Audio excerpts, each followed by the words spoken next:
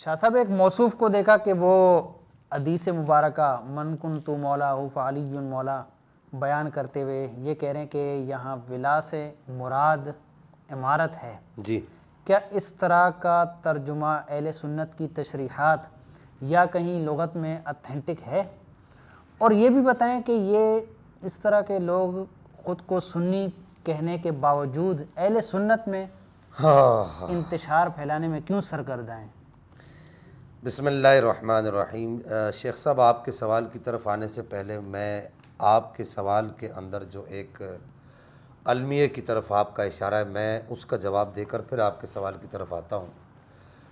یہ شروع سے ہمارا یہ المیہ رہا ہے کہ ہمارے اندر اس طرح کے لوگ موجود رہے ہیں جی کہ جو باقاعدہ فنڈڈ لوگ رہے ہیں، اور ان لوگوں کو وہ کہا جاتا ہے نا کہ نہ شرم نبی نہ خوف خدا، یہ بھی نہیں وہ بھی نہیں، اس طرح کے لوگ ہمارے اندر موجود رہے ہیں، صحیح، اور ان لوگوں نے شروع سے اہل سنت کو نقصان پہنچانے کی کوشش کی ہے۔ صحیح، اور ایک بات آپ کو تنبیہ کے طور پر شیخ صاحب اور سننے والوں کو یہ بھی بتاؤں کہ یہ لوگ یہ سمجھتے ہیں کہ ہم چوما دیگر نیست، ایک طرف یہ اہل سنت ہونے کا دعویٰ کرتے ہیں اور دوسری طرف اہل سنت کے معتبر اور معتمد جو علماء ہے، مستند جو علماء جو اکابرین ہمارے گزرے، جی ان کی تشریحات کو ماننے سے انکار کرتے ہیں۔ میں آپ سے ایک سوال کرتا ہوں، سادہ سا سوال کرتا ہوں جی کہ اس کے علاوہ کوئی اور حدیث مبارکہ بھی ہو، یا اس کے علاوہ کوئی اور قرآن پاک کی آیت بھی، کوئی اور قرآن پاک کی آیت ہو، کوئی بھی آیت ہو قرآن پاک کی، ایک ترجمہ وہ ہے کہ جس موصوف کی طرف آپ اشارہ کر رہے ہیں انہوں نے اس کا ترجمہ کیا، جی اور ایک ترجمہ وہ ہے کہ وہ ترجمہ اس حدیث مبارکہ کو حضور تاجدار گولڑا رئیس المجددین فاتح قادیانیت حضرت سیدنا سرکار پیر میں علی شاہ صاحب رحمہ اللہ نے کیا۔ جی اب میں آپ سے سوال کرتا ہوں، اچھا ایک ترجمہ وہ ہے جو سرکار اعلیٰ حضرت امام احمد رضا خان محدث بریلی نے کیا، جی یا سید شاہ علیہ رسول مارعربی متعربی نے کی، یا بڑے اکابرین جو ہمارے گزرے جی انہوں نے کیا۔ اب ایک طرف جو ہے وہ کہا جاتا ہے چے پدی اور چے پدی کا شوربہ، ایک طرف یہ اس طرح کا ایک موصوف بیٹھا ہے، صحیح، اور ایک طرف جو ہے وہ ایک ایسا آدمی آپ کو بتا رہا ہے کہ وہ کہہ رہے دیکھیے جی اس کا ترجمہ پیر علی شاہ صاحب نے یہ کیا ہے، سید شاہ علیہ رسول مارعربی متعربی نے یہ کیا ہے، جی بزرگان مارہرہ نے یہ ترجمہ کیا ہے، سیدی اعلیٰ حضرت نے یہ ترجمہ کیا ہے۔ میں آپ سے سوال کرتا ہوں جی اور آپ کے توسط سے سننے والوں سے سوال کرتا ہوں کہ کیا اس طرح کے موصوف کا ترجمہ اتھینٹک ہوگا، یا یہ جو آپ کو میں نے بڑی بڑی ہستیاں بتائیں ان کا ترجمہ تو شاہ جی انہی بڑی ہستیوں کا بڑی ہستیوں کا اتھینٹک ہوگا؟ کیونکہ واضح طور پر کہا گیا، جی حضرت عبداللہ ابن عباس کہتے ہیں، میں آپ کو اس کی وجہ بتا دیتا ہوں، جی حضرت عبداللہ ابن عباس کہتے ہیں کہ البرکۃ مع الاکابر، حدیث مبارکہ ہے کہ فرمایا گیا کہ تمہارے اکابر کے ساتھ برکت کو رکھا گیا۔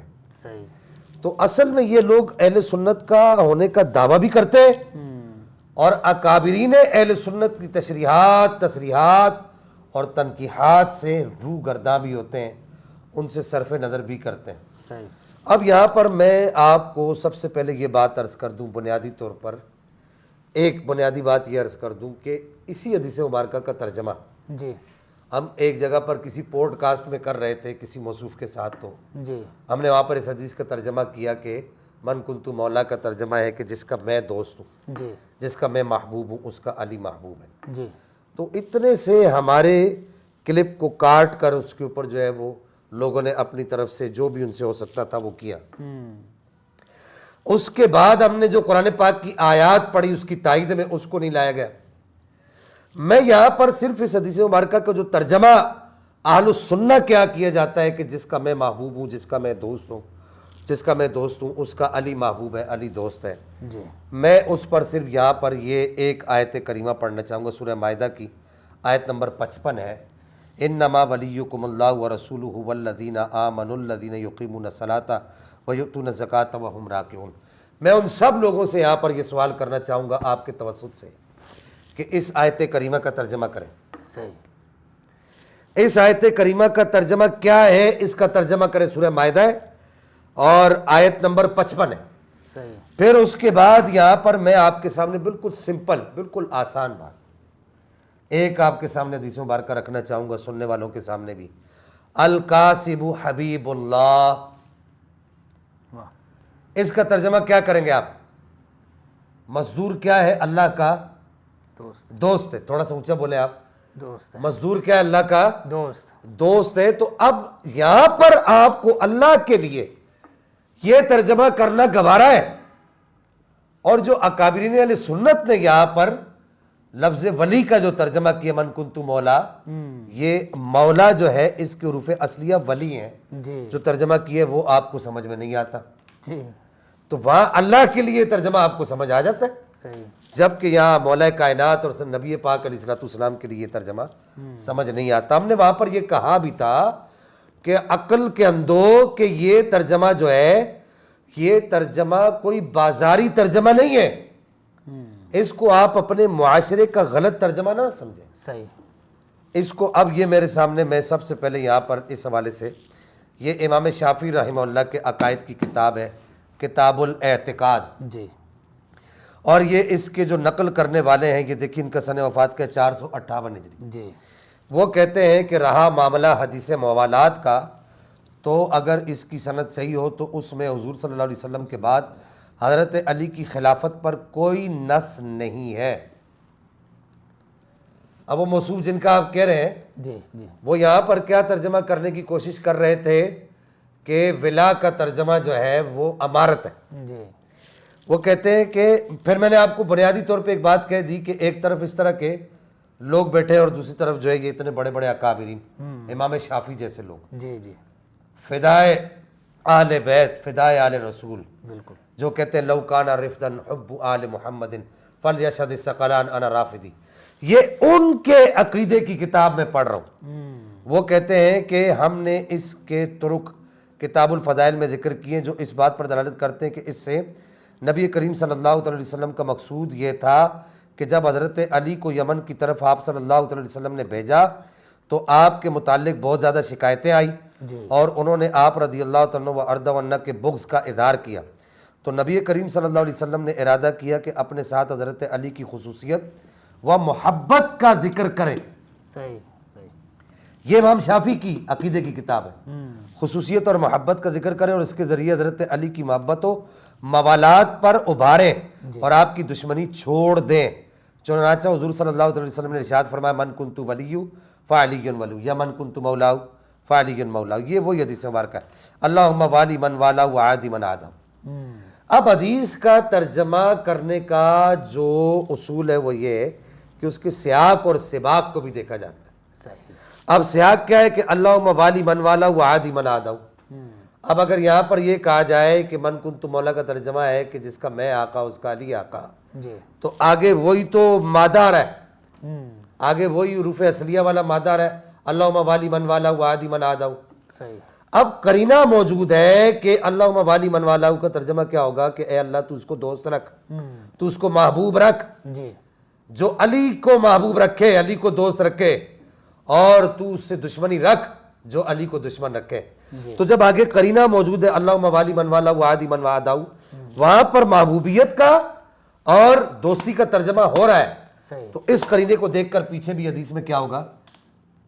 دوستی کا اور محبوبیت کا ترجمہ ہوگا. شیخ صاحب پھر اس کے بعد یہاں پر امام شافعی رحمہ اللہ ہی سے منسوب وہ کہتے ہیں کہ سمعت الربیع ابن سلیمان یقول سمعت الشافعی رحمہ اللہ یقول فی معنی قول النبی علی بن ابی طالب من کنت مولا فعلی مولا یعنی بذالک ولاء الاسلامی وذالک قول اللہ ذالک عز وجل ذالک بان اللہ مولا الذین آمنوا وان الکافرین لا مولا لهم واما قول عمر بن الخطاب لعلی اصبحت مولا کل مؤمن یقول ولی کل مسلم. تو یہاں پر امام شافعی ارشاد فرماتے ہیں کہ یہاں پر جو ہے وہ ولا کا ترجمہ مولا کا ترجمہ ہوگا، یہ دیکھیں ہر مسلمان کی دوستی. جی کیا ترجمہ ہوگا؟ ہر ہر مسلمان کی دوستی. یہ میں اہل سنت کی معتبر ترین کتاب آپ کے سامنے پیش کی. اب یہ جو لوگ یہ جو اس طرح کے اوچھے ہتھ کنڈے استعمال کرتے ہیں، جی ان کے لیے یہ کتاب جو ہے یہ بڑی ہی یوں سمجھیے کہ مرم پٹی کا کام کرتی ہے، اور رگڑم پٹی بھی کہہ سکتے ہیں آپ اس کو.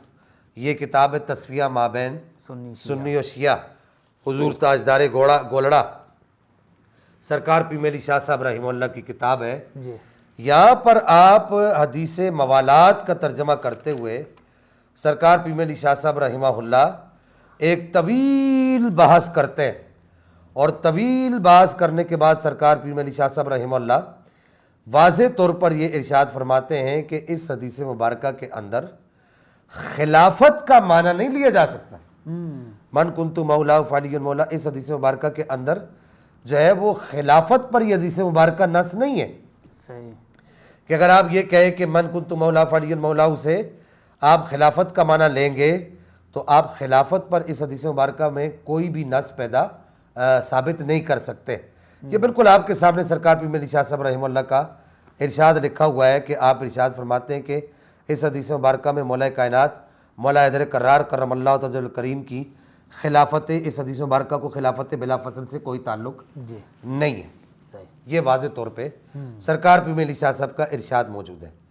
اب یہاں پر سرکار پیر علی شاہ صاحب رحمہ اللہ ایک بڑی زبردست بات ارشاد فرماتے ہیں.